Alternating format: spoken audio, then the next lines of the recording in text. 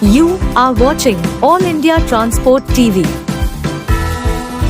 Narela FCI गोदाम के बाहर बैठे ये मजदूर कोई और नहीं बल्कि ये वो मजदूर हैं जब कोरोना काल में देश भर में लॉकडाउन था, लेकिन इन्हीं मजदूरों ने लोगों के घर तक राशन भी पहुंचाया।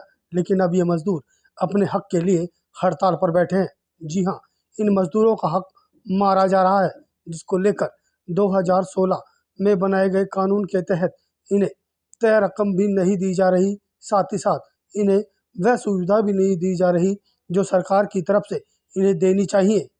एफसीआई के ठेकेदार व अधिकारी मिलकर इनका हनन कर रहे हैं, जिसको लेकर मजदूरों ने हड़ताल पर बैठने का फैसला लिया।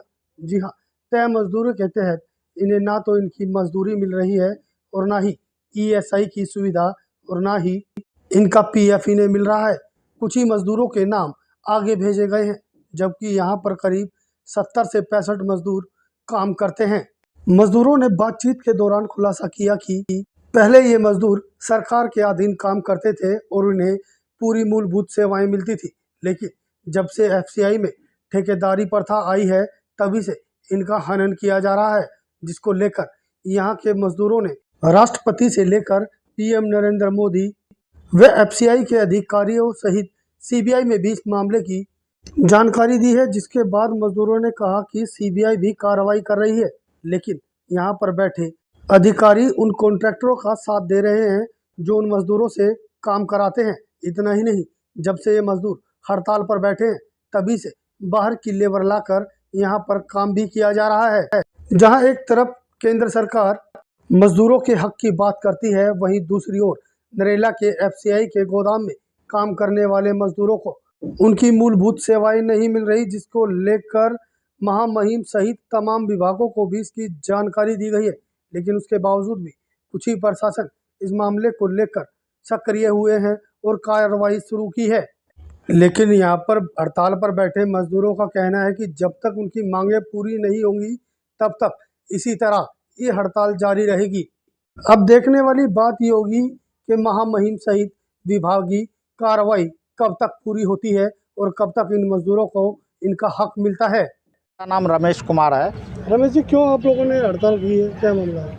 यहाँ पे 2016 में कॉन्ट्रैक्टर आया है, उससे पहले यहाँ विभागीय मजदूर काम करता था, उसको सारी बेनिफिट वगैरह मिलता था। ये गजट नोटिफिकेशन डिपो है, इसमें ऐसा है कि डिपार्टमेंटल ही सब दिन काम करेंगे, मगर जब डिपार्टमेंटल यहाँ से शिफ्ट कर दिया तो यहाँ कॉन्ट्रैक्टर बेस आया है। तो हमारा यही है कि 1970 एक्ट, कॉन्ट्रैक्टर रेगुलेशन एक्ट जो है, उसके तहत जो मिलने वाली सुविधा है, जो कि भारत सरकार ने गाइडलाइन निकाला है, उसके साथ साथ एफसीआई ने भी गाइडलाइन निकाला है समय समय पे 7/2012, 7/2013 और 2007 का सर्कुलर है गाइडलाइन। उसमें लेबर को आई कार्ड देने की बात है, पीएफ काटने की बात है, ईएसआई सुविधा की बात है, अगर चोट लग जाता है तो उसे कंपनसेशन देने की बात है, उसके बाद अटेंडेंस लगाने की बात है, मिनिमम वेज देने की बात है। इसी तरह से तमाम 25 चेक लिस्ट है जो कि वर्कर को यहाँ मिलता नहीं है। यहाँ तक कि जास्ती यहाँ तक होता है कि 171 वर्कर यहाँ काम कर रहा है और यहाँ पे सभी जगह सीसीटीवी कैमरा लगा हुआ है, ऑन रिकॉर्डेड है। गेट पे लेबर की एंट्री नहीं होती, उसकी हाज़िरी नहीं लगती और कॉन्ट्रैक्टर जो है यहाँ बिल फर्जी आदमी का 171, 60, 65 आदमी का इसने बिल बना के देता है, उसी का वो पीएफ काटता है, जिसमें कुल 11 आदमी यहाँ पे जो वर्कर काम कर रहे हैं उसका सिर्फ पीएफ काट रहा है। बाकी वो किस तरह से अवैध तरीके से किसका पीएफ काटता है नहीं काटता है, इसी को लेके हमने समय समय पे पहले कॉन्ट्रैक्टर से ये मांग किया था। कॉन्ट्रैक्टर अगर नहीं सुना तो फिर हमने अधिकारी को दिया, छोटे अधिकारी से लेके बड़े अधिकारी, जब अधिकारी भी नहीं सुना तो हमने प्रधानमंत्री कार्यालय, राष्ट्रपति महोदया जी को, श्रम मंत्रालय को, खाद्य मंत्रालय को, मानव अधिकार, राष्ट्रीय मानवाधिकार को, उसके अलावा भारत के सर्वोच्च न्यायालय को, दिल्ली हाई कोर्ट में, सभी जगह हमने पत्र लिखा है। सीबीआई को भी लिखा है कि इस पे हम लोगों के साथ शोषण हो रहा है। इस पे करते हुए 2 विभाग ने अभी तक जो है कार्रवाई की है। एक श्रम मंत्रालय ने इसका संज्ञान लिया है, जो कि पीएफ कमिश्नर को चिट्ठी लिखा, उसके बाद हम लोगों को पीएफ कमिश्नर ने इन्फॉर्मेशन भेजा, हमने पीएफ कमिश्नर के पास सारा डॉक्यूमेंट्स जमा करा दिया हूँ। उसके बाद दूसरा सीबीआई ने संज्ञान लिया है। वो एफसीआई के रीजनल ऑफिस में चिट्ठी लिखा था और एफसीआई के रीजनल ऑफिस के सतर्कता विभाग ने मेरे को चिट्ठी दिया है कि आप जो भी साक्ष्य हैं वो साक्ष्य लेके पहुँचें। कल हमने आरओ ऑफिस में वो सारा डॉक्यूमेंट सबमिट कर दिया हूँ। और इसके विरोध में अभी जब ये सब चीज़ हो रहा है तो ठेकेदार अभी परसों 8 आदमी को हम लोगों को काम पे से निकाल दिया है। बाहर की मजदूर को लेके आया था, कल भी लाया था, परसों भी लाया था, आज भी लाया। और वो अभी मेरे को जो सुनने में आया है, ठेकेदार से अधिकारी कह रहा था कि आप मेरे को आई कार्ड वो क्या बोलते हैं आधार कार्ड दीजिए 30 आदमी का, मुझे शो करना है कि आप कितने। तो इस तरह की जो है ठेकेदार और मैनेजमेंट मिली भगत करके ये लोग अपना चापलूसी करके इस श्रमिक को काम करते हुए निकाल रहा है। ये मज़दूर वो मज़दूर है जो कि कोरोना काल में लोग घर से नहीं निकलता था। उस टाइम में ये मज़दूर दिन रात एक करके पूरे भारत को, पूरे दिल्ली को घर घर राशन पहुंचाने का काम किया। चाहे 12 बजे अपनी जान की परवाह नहीं किया।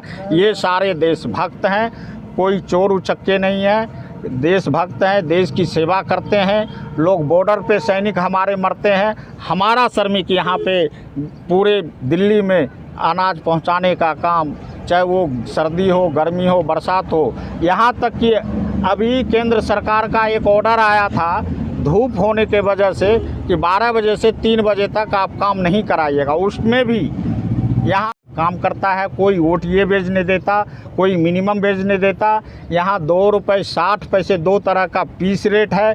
इसने टेंडर फार्म में 8 रुपये 10 रुपये टेंडर भरा हुआ है, जबकि श्रमिक को 2 रुपये 20 पैसे और 2 रुपये 60 पैसे का रेट, 2 तरह का रेट देता है, एक लोडिंग का एक अनलोडिंग का, जो कि हमारे साथ सास्ते है। हम यही कहते हैं कि 171 आदमी काम कर रहे हैं, मुझे मिनिमम बेच दिया जाए, ओटीए दिया जाए और ये सभी वर्कर को काम पे ले लीजिए।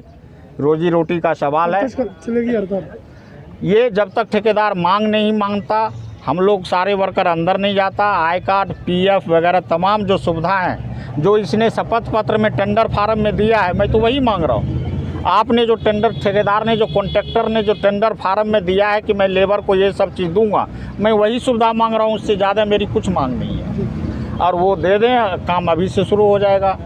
इतना ही कहना था। मेरा नाम परवीन है जी। जैसा कि आप यहाँ पे देख रहे हैं कि यहाँ पे एफसीआई गोदाम के जो मज़दूर हैं, जो श्रमिक हैं, उन्होंने हड़ताल कर रखी है, अनिश्चितकालीन हड़ताल इन्होंने करी है।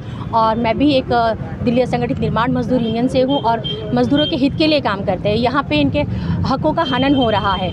जैसे कि अभी आपने देखा कि इन्होंने बताया कि भाई जो भी 1970 एक्ट के तहत जो गाइडलाइन दी गई है, उसके तहत इनको कुछ भी सुविधाएं नहीं दी जा रही हैं, और जो नया कानून पास हुआ उसके तहत भी इनको कोई सुविधा नहीं दी जा रही है। और जब तक ये जो एफसीआई गोदाम के जो अधिकारी हैं, जब तक इनको नहीं रखेंगे, जब तक इनको इनका पूरा हक नहीं देंगे, ईएसआई, पीएफ, ग्रेजुएटी वगैरह नहीं देंगे, इनको मिनिमम वेजेस नहीं देंगे, तब तक ये अनिश्चितकालीन हड़ताल चलेगी। और मैं इनके साथ बराबर से हूँ, जहाँ जाना होगा मैं इनके साथ बराबर से रहूँगी और इस लड़ाई में इनके साथ हूँ। क्योंकि हम भीख नहीं मांग रहे, हम अपना सिर्फ हक मांग रहे हैं। हम किसी से भीख नहीं मांगते, अपना हक मांग रहे हैं। और मज़दूर मजबूर नहीं है, मज़दूर है, मजबूर नहीं है। इन्होंने सिर्फ अभी ये देखा है कि हम गरीब हैं, प्रवासी हैं, बाहर से आए, डर जाएंगे, हम घबरा जाएंगे, वापस चले जाएंगे। नहीं, क्योंकि जब हम कोरोना काल में पीड़ितों की सेवा कर सकते हैं तो आज हम अपने लिए क्यों नहीं लड़ सकते। हम लड़ेंगे भी और जीतेंगे भी। हमसे जुड़े रहने के लिए हमारे YouTube चैनल को सब्सक्राइब करें और नई वीडियो की नोटिफिकेशन के लिए बेल आइकन को दबाएं। अगर आप ये वीडियो Facebook पर देख रहे हैं तो लाइक जरूर करें और ज्यादा से ज्यादा शेयर करें।